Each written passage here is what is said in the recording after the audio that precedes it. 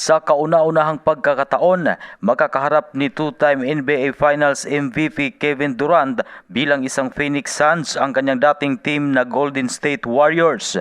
Sa season opener kasi ng NBA 2023 to 2024 season ay nakatakdang magharap ang Suns at Warriors sa Chase Center. Simula na punta sa Suns, ito ang unang pagkakataon ni Durant na makaharap ang Warriors na dati niyang team at makakalaban sa court ang mga dating kakampi na sina Stephen Curry, Klay Thompson at Draymond Green. Sa panig naman ng Warriors, ito ang unang pagkakataon na makakaharap ni dating Sun point guard Chris Paul ang kanyang kupunan. Unang na-trade si Paul sa pagtatapos ng 2023 hanggang 2024 season papunta sa Washington Wizards. Ngunit tuluyan ding nakuha ng Warriors kapalit ang kanilang racing star na si Jordan Poole at iba pang bagitong players. Ngayong season, kapwa na dagdag ang dalawang nabanggit na kupunan na mga veteranong player. Sa panig ng Suns, nakuha nila si Bradley Beal habang si Chris Paul naman ang naidagdag sa roster ng GS. Yan ang balitang sports. Ito si Ray Tampos para sa Radyo Alternatibo Balita